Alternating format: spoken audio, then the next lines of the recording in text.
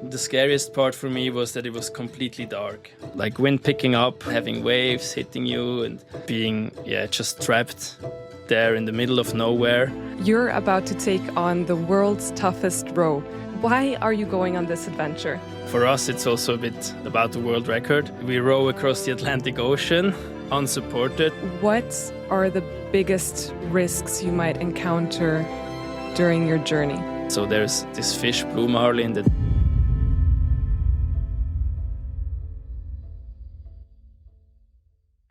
Matthias Fernandez, you're about to take on the world's toughest row, an extreme challenge that means rowing 4,800 kilometers across the Atlantic Ocean. No engine, no sail, just you, 3 teammates, and the relentless power of the sea. Why are you going on this adventure? Yeah, that's a pretty good question that I get asked quite a lot. And there is not a single answer that I can give you. There's every day a different answer to this question for myself. And for me, it's really kind of the base is a fascination for traveling from A to B on the world, just human powered. So I usually love to do this by bike, and but my sport actually is rowing. So when my friends approached me and asked if I wanted to join them, for me it was clear that I really want to do this. Because, it's just, I believe that arriving in Antigua will be an amazing feeling and a lot of emotions. And I mean, that's in the end what sport is all about, emotions and kind of chasing these emotions. That's probably the best answer I can give you today. For those who don't know the world's toughest row, could you just briefly explain what that is and what your route is going to be? You already mentioned Antigua.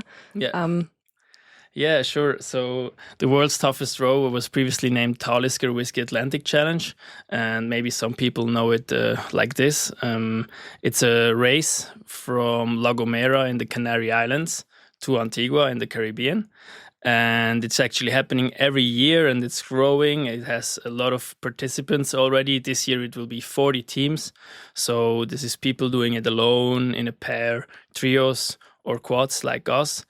And what we basically do, we row across the Atlantic Ocean unsupported. So we take all the equipment and all our food with us. And then it's just a race. Like whoever reaches Antigua first will get all the glory.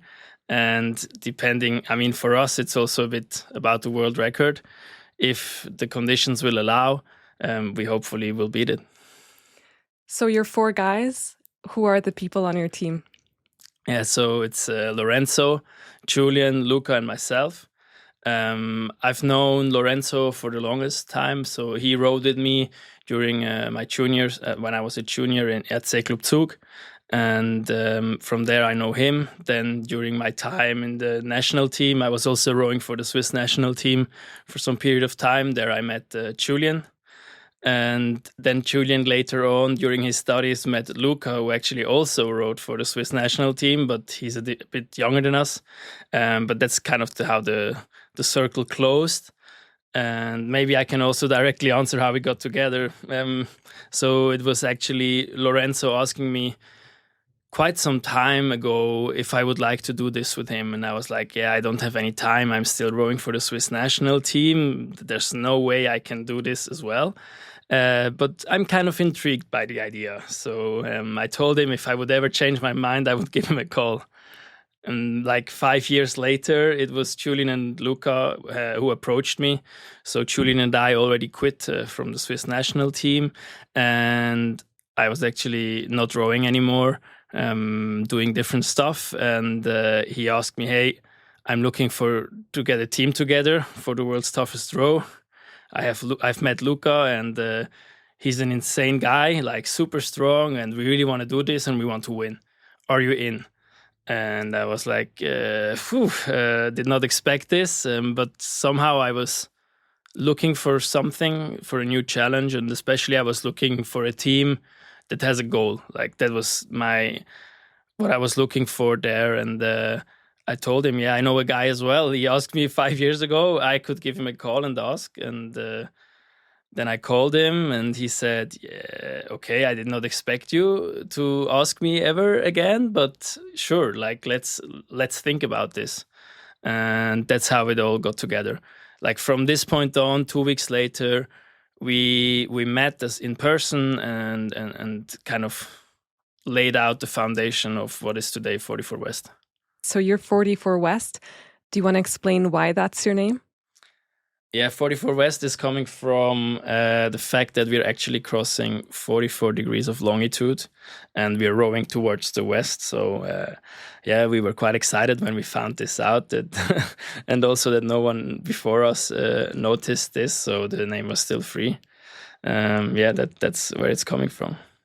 So you were all rowing professionally before, but this was more on lakes and rivers, I suppose. And rowing on the ocean is something entirely different. So what kind of a boat do you use? How is it different from your previous experience? Yeah, so I mean, it's not comparable. I would say it's a different sport. It's like if you compare hiking with like 100-meter sprint, or like yeah, it's really it's the same sport, but a completely yeah. It's a different environment and the challenges behind it are completely different. So for rowing on the lake, everything is about perfection. So it's really about getting as much perfect strokes into 2,000 meters, which is around 7 minutes, depending on which boat class. And you're always seeking the perfect stroke. If there's a little wave, you're annoyed by it because it disturbs your flow. On the ocean, it's about surviving. It's less about looking for perfection. It's about trying to not mess up. There's a lot of ways how you can lose this race, but it's quite difficult to win this race. So it's really about not losing time. And of course, yeah, like you want to you press, but about it takes around 30 days. So world record is 29 days and 14 hours. And it's just, yeah, not possible to have 29 days, perfect strokes, especially with waves hitting you from the side. It feels more like being in a washing machine rather than like being in a flow and flying. 29 days to me sounds like a long time to be out on the ocean, but at the same time, it's not so much time to cross the Atlantic if you're just rowing. So, what is your strategy? How are you going to try and break that record? Yeah, so I mean, first of all, we have quite a fast boat. Like we have one of the best boats that you can have for this. That's also what we really wanted. Like we are still like every day we are thinking about how we can make this boat faster. And so that's the first part. Second part is our physique. Like we've been training now for 2.5 years specific for this race. And we also kind of bring some physical readiness from our previous years as rowers. And now like how we will do it in the race will be, it's like working in a shift pattern. So we will be 2 hours rowing, 2 hours recovering, sleeping, eating, navigating, and then 2 hours rowing again. And so you're always in a 2 hours on, 2 hours off rhythm. And so the boat is always moving. That's also why we're so fast, because we really have 2 people on the oars all the time. And we are even considering to kind of step this up. So this is what most people do, like 2 hours on, 2 hours off throughout the whole time. But the really competitive teams, they try to have 3 people on the oars, because on our boat, it's possible for 3 people to row at the same time. So we will be rowing 3 up as much of the time as possible, especially when the conditions need us to be rowing 3 up. So it's also a lot of strategy behind it, like looking at the weather, looking at the currents, and then deciding when does it make sense to push hard and when does it make sense to relax a bit, because the conditions will change in an hour and be more favorable. Or yeah, so there's a lot of aspects that actually bring this together.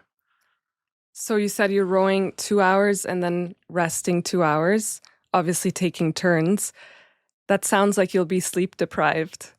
Yeah, pretty much. I mean, it's really about, like, humans can get used to extreme situations quite fast, and that's also what we've noticed now. Like we've been on the sea for like several times now, and every time the first days are a bit weird. You're feeling kind of off and also very tired, because you can also not just like switch off within 5 minutes and fall asleep. It takes some time, but I would say, at least for myself, after 2 days, I'm in this rhythm, and it's kind of bizarre. You're tired at the same time and you're tired during your everyday life. Like after eating, like right after lunch, I'm always feeling a bit down.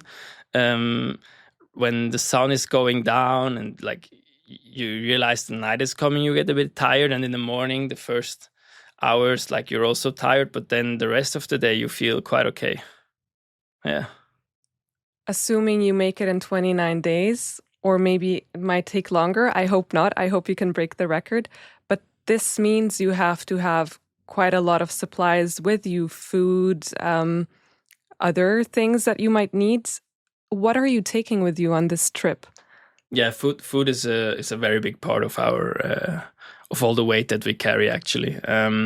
So the thing is, we are all quite big guys and quite heavy, so we need to eat a lot, because so in average you lose around 10 kilograms in this race. But our goal is to not lose weight, because if you lose weight, you lose power, and this makes you weak. And you really need this power on the sea. Again, like if you have bad conditions, you really need a lot of power because the boat is so heavy. So it's a bit of a trade-off. Okay, how much do you eat? How much do you take? Like how much food are you taking with you, because it's also heavy? And how much are you kind of taking as fat, because that's also quite efficient way of taking energy with you. And that's something we are still deciding at the moment, how many calories each of us is really eating a day. So I'm aiming for around 6,000 to 7,000 calories a day, which, yeah, is doable. I think here the issue is really about like, it's a constant, like you always have to kind of push yourself to eat. So what I'm trying to find out now is how is the most efficient way to get these calories in. So we are taking freeze-dried food, which is like what they use in the army or astronauts also. You just mix it with hot water, and then you have all different sorts of food that you can have, and then a lot of snacks. Like people who like some candy or unhealthy food, they would love this challenge, because you can really just eat whatever you desire. Yeah. Without feeling guilty, because you're anyway burning the calories. Yeah, I mean, you don't feel guilty, but you start like envying some fresh salad or something over time, I think. So, yeah. Have you been on the Atlantic with your boat yet, or will you do that for the first time when you actually join the challenge? Yeah, we have not been on the Atlantic yet. We've only been on the Mediterranean, but we will go on the Atlantic once before. And what has your experience been like so far on the sea? Very, like, each outing was completely different. It was not comparable, and also the steps we made from outing to outing were really huge. Our first outing was a complete catastrophe. Looking back, we were not ready at all. We did not have all the equipment at this stage, and we thought we're only going onto the Adriatic Sea. It's probably like a lake, it's not even a big sea. So we were a bit naive, and it really hit us, all the things that you need to improve and think about. So to give you an example, it was very, very hot. We were going in July onto the Adriatic Sea, so we had more than like 34 degrees and no protection from the sun. And yeah, we just could almost not sleep in the cabins, and we were lying around all the time, and kind of, it was not perfectly defined, like where you are in the boat during the time you're not rowing. And we thought, yeah, you can also chill outside, but then you're constantly in the way of each other. So it was really just like a bit, yeah, we just went out there and we thought, okay, we're gonna row. We know, all of us know how to row, and we thought of, okay, what's the worst thing that can happen? Kind of prepared for emergencies and stuff. But like the small things, like where do you stay when you're not rowing, was not defined. And then, yeah, we kind of realized, okay, if we go onto the boat, we really need like briefings every time and kind of define every single step. and really think about the most simple stuff. I mean, even if you want to brush your teeth, it was kind of a hustle to get to your stuff, and like you were always a bit of annoyed because you had to get around the others. So yeah, that's kind of the first learning we had. And then the second time we had huge storms, it was a bit scary as well. Like we were all scared for the first time, like really scared. And but then you get used to this boat, and you see, oh, this boat can actually handle this. Because when you buy this boat, they tell you, yeah, this boat is done like in order to row the Atlantic Ocean, and you believe it, but like you really have to live it, and being in the darkness and having waves hitting you. And yeah, that was like the biggest takeaway from the second row, that our boat can actually do this. And we were also way better prepared at this point. And then in the third row was actually already a bit boring, like because we had a lot of, everything went pretty well, which is a good sign. So it got a bit boring. There was not a lot of storms, not a lot of wind, and yeah, we could actually just do what we wanted to do. So yeah, that's a bit the progress, and we actually hope that the race will be exactly like this, just us ticking the boxes and giving our best, and really so getting physical again. Because at the beginning we thought, yeah, this will not be so physical. It's really about all the organization, having the right equipment, like not losing the race, as I said in the beginning. But now, like the more and more we are preparing ourselves, we see, okay, we can now again kind of, we believe we're quite fit as a team, and we can really like use this advantage. So you said the boat is made to be on the Atlantic, and yet you were caught in a storm and it was super scary. What was the scariest part for you? The scariest part for me was that it was completely dark. Like you have really, like we had no light. There was a small light from our compass so that we knew like where we're heading. It's also, we were on the mat and we had a route, and we did not want to end up in Africa or somewhere. So it was also a bit scary knowing, like, are we gonna make it? Are we gonna hit Sicily, or are we gonna miss it? If the wind is gonna pick up even stronger, we might miss it. So we don't have the experience level of being 100% sure what the limits of the boat are. And yeah, it was, I could not really tell you, like I think it was the darkness, but it was just like a feeling. I don't know. I don't know if you know it from vertigo or some other things, that you cannot really describe why you're like, if you're thinking, you're like, yeah, why am I scared now? But you're just feeling it.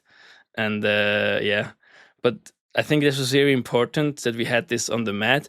And after that, you also had a break again, because now on the Atlantic, we really know, okay, this is normal and this can happen, and we are also ready, and we talked a lot about it, and we realized that, yeah, we just have to talk together and like kind of discuss our fears, and that really helped. How do you guys kind of support each other through something like that? We don't have a recipe. We just talk to each other. It's really um, like we're really good in like speaking to each other and being open. And also, I mean, sometimes it gets a bit loud as well, but everyone, like we are really working on this, that we can kind of express ourselves and don't need to hold anything back. And that's our goal, like also in the preparation, just be open to each other, and kind of, maybe someone will then not react in the perfect way, but there's still two others who can, right? So it's, yeah, there's not a recipe. And also you need to be spontaneous. I think if you like, we have some things, like some routines. For example, we do check-ins with each other just to see how everyone is doing. And if someone has like a number from 1 to 10, we all kind of like, we made a scale, like what does 5 mean, what does 3 mean. And if you're, for example, at a 4, okay, it's not so good. Like, how can we make sure that you're staying above 5? Things like that we do for each other. And in general, it's very important that you're supportive. Like, I mean, we're all competitive, so it tends to get competitive also within like each other. I mean, that's also how we push each other, like trying to be faster. Like if, for example, I'm getting in, I'm trying to make the boat faster because I'm fresh, and so does the others. When I quit, I know that they will try to make the boat faster to kind of show that they are faster than me.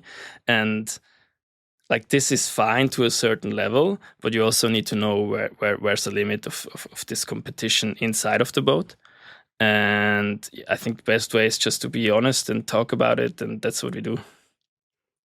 To achieve a level of openness and trust, it takes time. How did you build that trust, and how did you get to the point where you felt comfortable doing that? So first of all, I think it's the nature of this project. Like we're really spending a lot of time with each other. Also, when we did not have the boat in the preparation, like we have a project. It's kind of our startup. We sometimes call it as well. It's or like our side hustle. So every 3 minutes goes into this project. So there you already spend a lot of time with each other, and you get to know each other quite fast, quite well as well. And so I think it's natural, and we have the same goal. So we all also kind of agree on how or what level of friendship we want to reach. It's also not the same level of friendship that I want to have with my teammates as I have with my friends that I have since a long time, because it's a different environment. And so that's kind of what we agreed on. And then on top of that, we also work together with a professor in psychology, Jan Schmutz, and he's our mental coach, and he really focuses on team dynamics.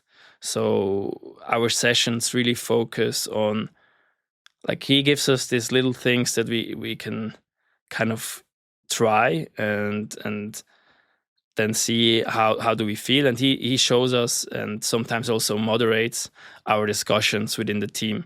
Even though we're quite good to do it internally and like be open, there's some things that just build up, and then it's good to have someone that mediates. And I mean, it's not even discussions, it's just maybe some thoughts that you never had the time of sharing, and so we create this place where you can share.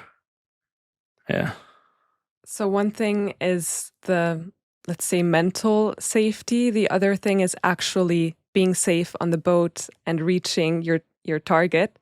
How do you stay safe on the boats? What are the safety measures you have?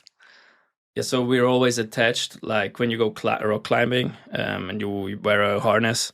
So we also wear a harness, and we're always attached to the boat. And the boat is really, I mean, the boat is almost unsinkable. You have to do a lot of stuff wrong to make the boat sink. So as long as you're attached to the boat, you're safe. And that's also our number one rule. You should never get detached from the boat. And that's also, if someone gets out of the cabin, we are used to just double checking that he's attached. Because sometimes, I mean, it actually never happened that you forget, but I mean, it could be that you're tired and you just forget to click in. And so that's really, I think, the most important. And the other things, I mean, we did like RIA courses, so we have kind of the basic knowledge, and on top of that, we are now also working together with a cardiac survival training network, it's called, and they are teaching us what to have, like how to behave in a medical emergency, because in the end, that's kind of the biggest risk. I always say cycling to work every day in Zurich is more dangerous, or I feel like it's more dangerous than rowing across the Atlantic Ocean. The only difference is that in the Atlantic, you don't have an ambulance or a helicopter that can pick you up within the next hour, or I don't know. So we kind of need to know how, or like what's the best measures, and also with the restricted abilities that we have, like what can we do on the boat, and we are really working on that. And we also have a little pharmacy on board, so like that we know how to treat if someone is feeling sick, and that's a bit like our approach. And on top of that, we can communicate with our extended team. We have a doctor as well in our extended team, and he can give us advice. Yeah, exactly. I think the moment I would get on that boat, I would feel seasick. How has that been for you? Yeah, I mean, I must say I'm very lucky. I have never felt seasick at all, and I hope it stays this way because others in our team they actually have the same issue, like going onto the mat 10 minutes in, seasickness, and we now actually found some pills that work. They make you a little bit tired, but still it's better than being seasick. So our last outing, as I said, it was a bit boring because no one was seasick. Everything went pretty smooth and well. So maybe it's us adapting. Maybe it's all the different kinds of things that we do. I mean, we wear bracelets, eat a lot of ginger. So like we just tried everything out, and all this together somehow works. So yeah, pretty lucky, and I hope that during the race it will also be fine. Earlier, you mentioned you have a cabin on the boat. How should I imagine this boat? What does it look like? How big is it? What is there on board? Yeah, it looks a bit like a plane, like a very small plane without wings. And it's around 10 meters long and 175 meters wide. And within this plane, you just cut out a small part, and that's where the row, like where we row. And on the ends, you have this round, like these two cabins in the front and in the back. And that's kind of the inside of the boat. Like we cannot go downstairs like in these small yachts that sometimes you have like a sub level, and yeah, that's how you can imagine. And I can lie straight in the cabin, which is pretty cool. In the other boats that we looked at, this was not possible. That was also a reason why we wanted this boat. And then inside of the cabin, it's quite spacious, I would say. I mean, you have little nets like in a tent on the side. There you have your private stuff. You can store some food there as well. And then kind of when I'm sitting and looking outside on the right side, you have all the electronics. You have a VHF, you have a chart plotter, and you have just all the electronics there. And yeah, I don't know if you've ever been into another boat, but like from that point of view, it's quite like all the electronics looks very similar, and it's just the size. It looks a bit futuristic. Yeah. Let's talk logistics for a second.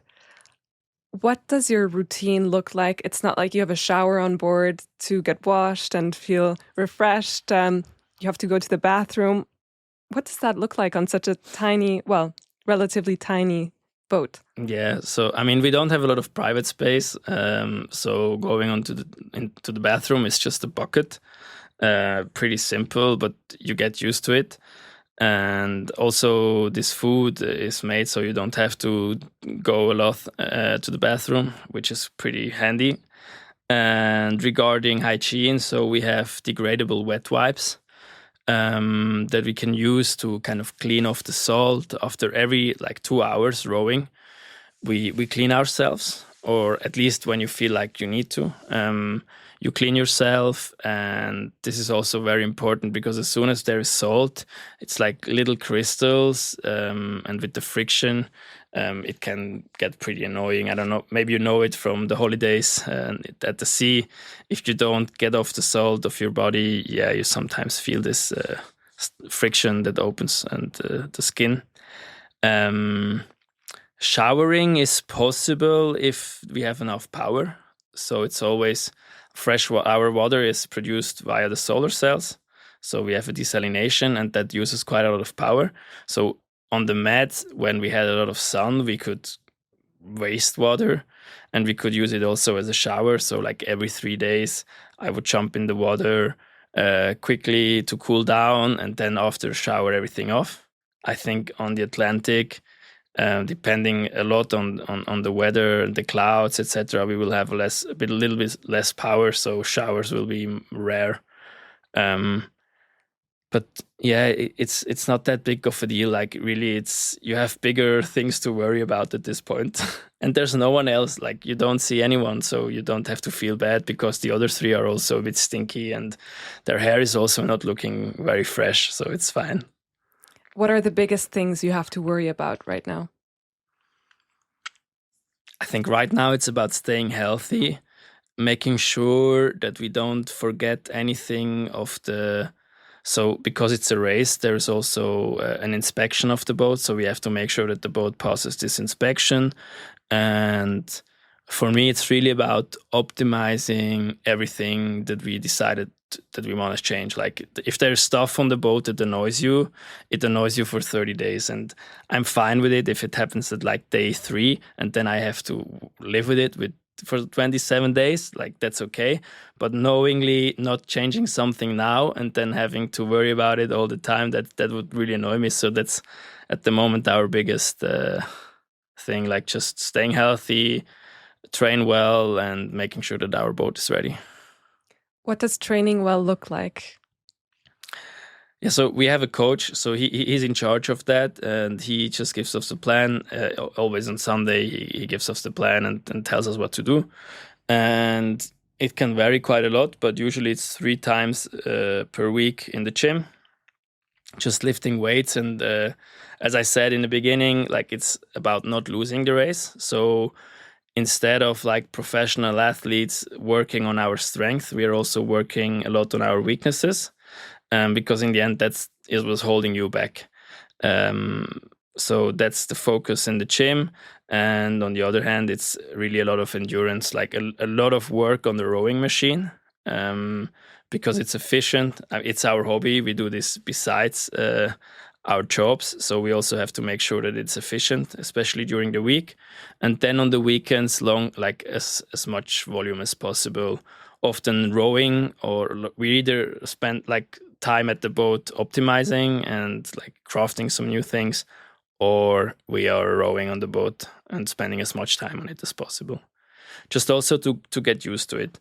I mean, just walking around the boat without disturbing the others is already quite a handy skill to have, and stuff like this.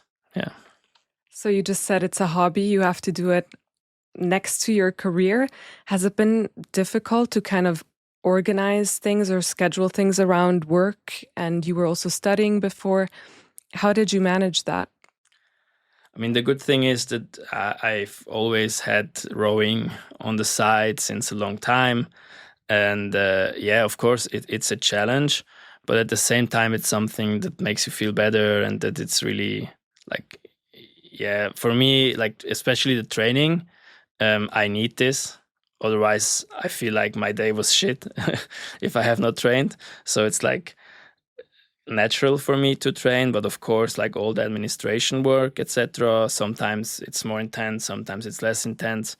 But there again, it's important for us as a team that we help each other out and have kind of the understanding as well that this is our hobby. So sometimes you get a bit too motivated and you really want to do everything perfect. I mean, this is also what we said. We want to kind of do everything as good as we can. But yeah, sometimes you just have a lot of stress at work or whatever, and so we have to help each other out. And yeah, I mean, yeah, it is a big hustle, and it's not been easy. And I must say, I'm also like, I will be so relieved the day we can just. I mean, first step is when the boat is being shipped, and like that part is off. So, and then the second step when we will be rowing on the Atlantic Ocean, for me, I think it will be a huge relief that, okay, we made it. Now the preparation is over. Kind of 50% of the race is preparation. Yeah. Take me on the boat. Yeah. What is the vibe like? How do you make sure you can keep going, stay in a positive mood? What does that look like? Music helps a lot. And food also helps. Like, but maybe, I mean, it's not being, I think trying to have a great vibe all the time is the wrong approach. Like, we are all aware that there will be shitty times, there will be times where we'll be scared, times where someone is tired, someone is angry, there will be fights within each other, and it's just about how you handle this. But of course, still we really try to focus on having a good time. And yeah, what really helps us is, or like what we're also trying to do is, okay, what did I do within always the last 24 hours to exactly like push up the vibe? And it can be small stuff, like maybe I like to explain this, I need to talk about food a bit. So the food packages is like one package, and you just grab one, and then okay, within the next 24 hours, that's all that I have to eat. So you don't decide, oh, now I want to eat this, I take this, and now I want some chips, so I'm going to grab this. No, it's just you get this package, and okay, in the next 24 hours, I need to eat this. And then if there's something really cool inside this package, because we also vary, it's not every day the same, you share with each other. And that's always a highlight if someone has something nice. So like it's these small things that work really well for us. And another like big motivation, of course, is wildlife. If you see dolphins, for example, or if a fish jumps up on your boat, it's always exciting. So what have been the highlights so far, or the most surprising parts of your training sessions? So I really like, once we had dolphins that joined us, and that was really amazing. And another thing that was really cool was bioluminescence. So when we were on the Adriatic Sea, actually, we were rowing, and the water just started to glow around you, and like the darker it got, the crazier the stars were, and the more it started to glow around you. And this moment was really epic. And the next, like it was like 6 hours complete darkness, every stroke started to light up, and it all ended with a red moon, like just the moon rising. I did not know actually that the moon was also red. It makes a lot of sense. But yeah, that was really cool. Sounds amazing. It's something most people probably will never experience in that way, the way you are, at least. So what has been the most, or let's say, what has been the craziest thing that has happened? Yeah, I think it was what I mentioned before, this storm in the darkness. It was just like wind picking up. We knew, like, we wanted to go into this storm. Like we were looking for this kind of wind. So it was around 29 knots.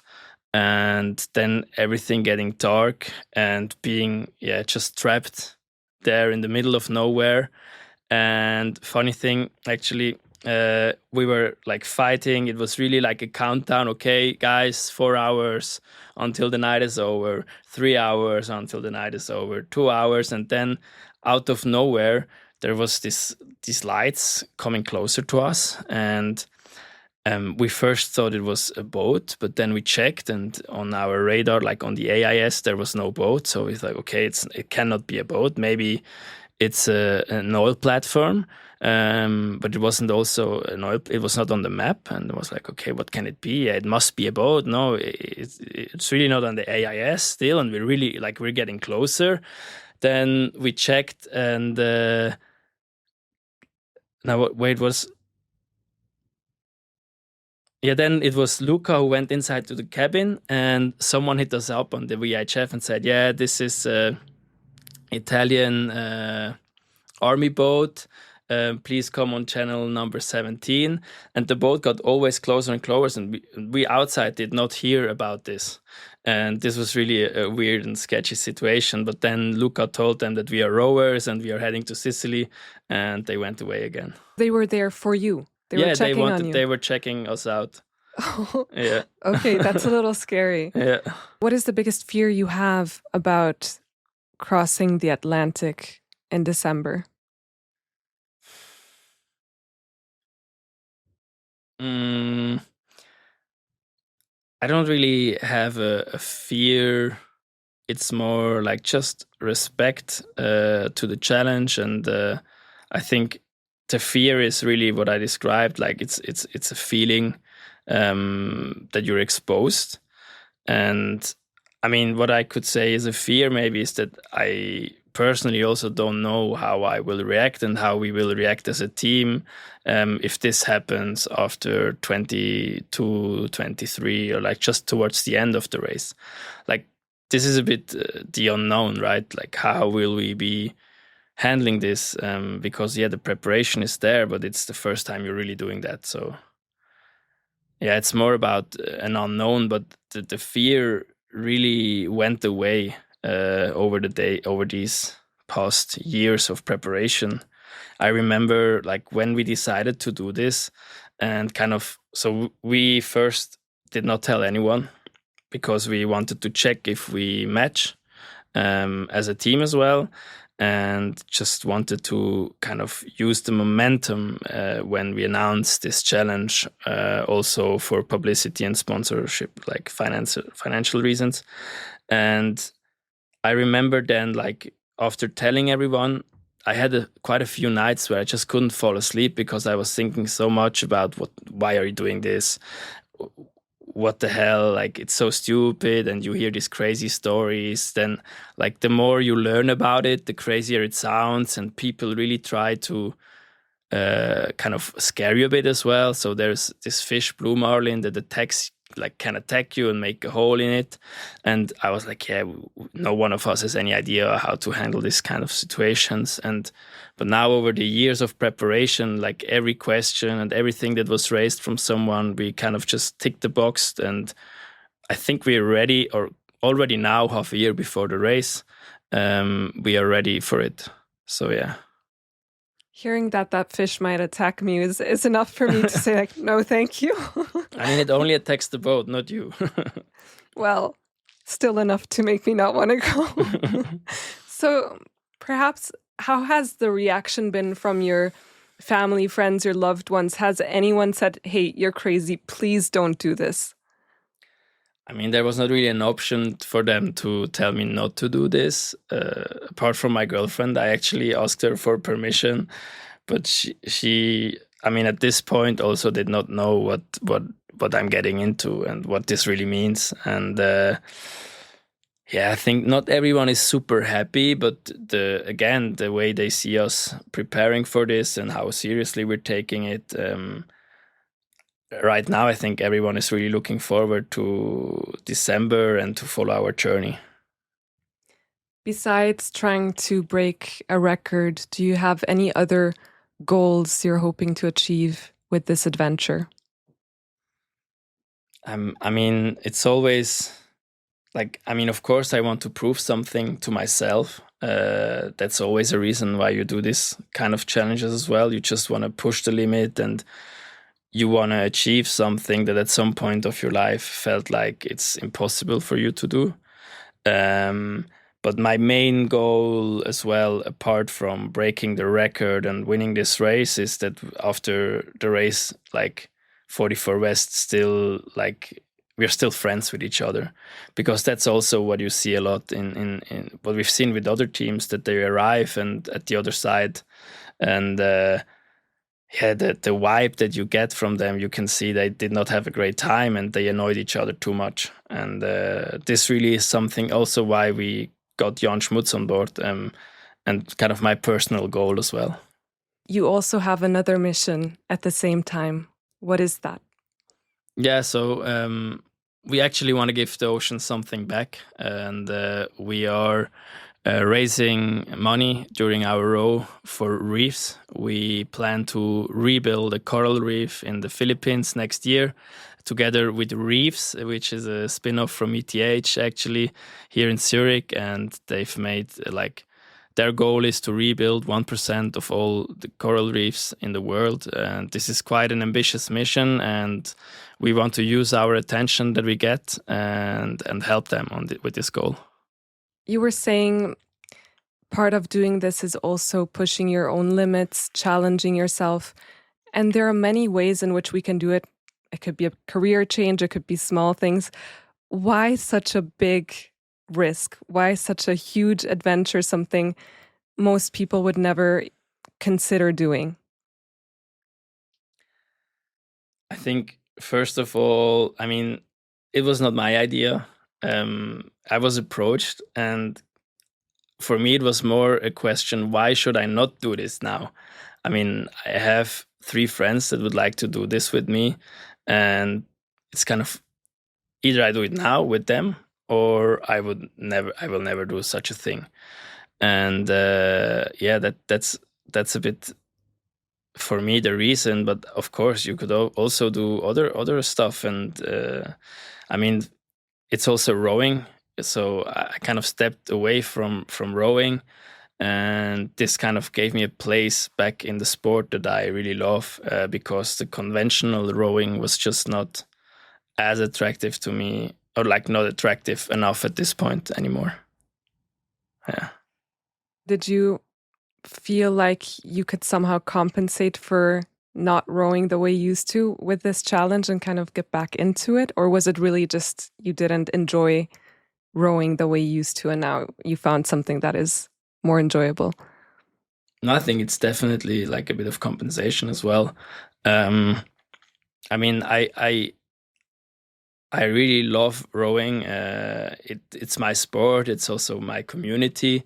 But at some stage, it was just like more like a job rather than something I enjoyed. It's also the reason why I quit, because I was not enjoying it.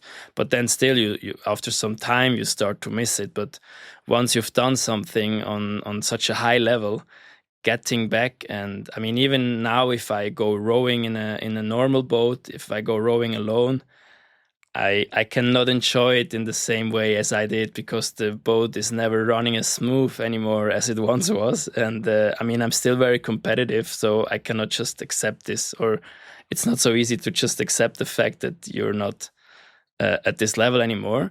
And kind of finding this place where the rowing is a huge part of it, but at the same time, it's also not really a big part of it, because there's so much stuff around it. Yeah, it was just felt right, and I'm really happy. Going back to the world's toughest row, what are the biggest risks you might encounter during your journey?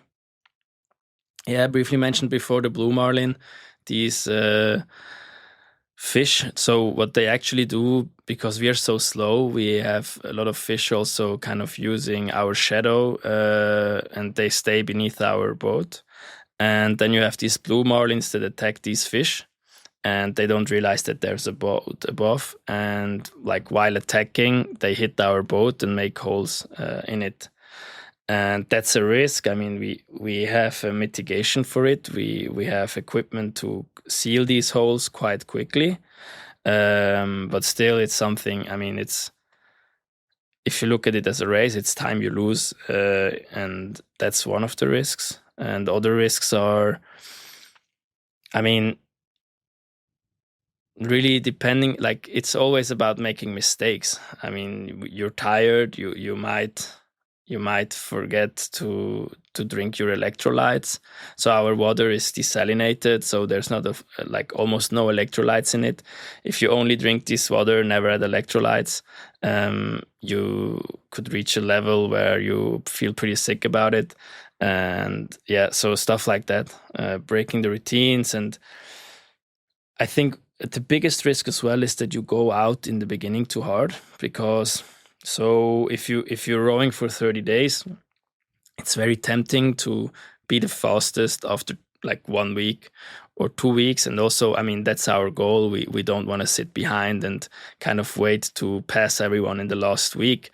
But at the same time, you should not overdo it, because the recovery on this boat is limited. So if you're always rowing 2 hours and then only have 2 hours rest, the amount of recovery in these 2 hours is really holding also back the amount, like how much you can push. And that's something we realized in our last row, actually, that yeah, it's good to push hard and you can really increase the boat speed, but you need to know your limits, and not in terms of like physical limits in the moment, but okay, how much can you then still recover? If you, for example, go running or do a hike and you feel pretty wasted after, you sleep one night, well, like one night of good sleep and a good rest is enough to recover you, but we don't have this. So yeah, that's a bit the risk that I see, that we might overdo it a bit and therefore have kind of this, we overshoot and then we're a bit slower. But yeah, I mean, we are aware of this, so I hope it will not be too much. Let's for a moment imagine you've completed the race, you're in Antigua. What is the first thing you will want to do once you get off that boat?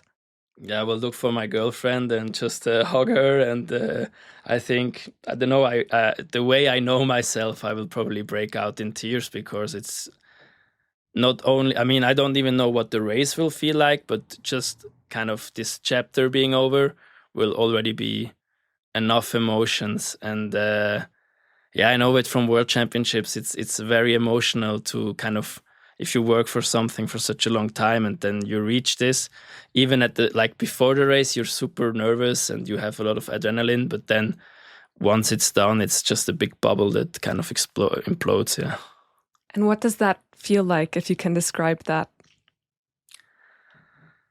I think the best, it's a feeling of like you're completely relaxed in some way. Like you don't care about, it's the moment where you're most in the moment. Like you live really in this moment and you're just happy that you're here, and you don't think about anything in the future or in the past, because you're just so happy that this moment is like that you're living is right now. And I mean, that's always what I think is something very, that a lot of people try to achieve also in the day-to-day life, like to really live in the moment. And it's something that sounds really cool and very inspiring, but to actually do this is quite hard. And for me, it needs this kind of this work before to achieve this. How can people follow your journey, follow your team, and stay up to date with your adventure? So our website is 44west.ch. There you have the links to everything, and there's also a newsletter we send out 4 times per year, just a short update or like bundled information of what we've been up to and what is going to happen. And of course our social media, Instagram, 44west.ch as well. And actually we're planning to also make a documentary. There's already a crew working on it, so I'm pretty excited as well about that. But of course, this will be released a bit later. Well, I can't wait to see it. I'm super excited. Thank you so much for being here. I know your schedule has been very busy between work and training, so I really appreciate it. And I'll be rooting for you.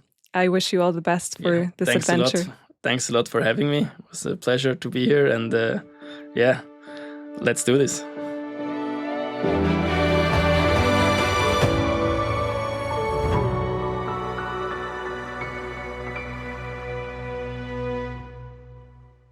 If you enjoyed this episode, please consider liking, commenting, and subscribing.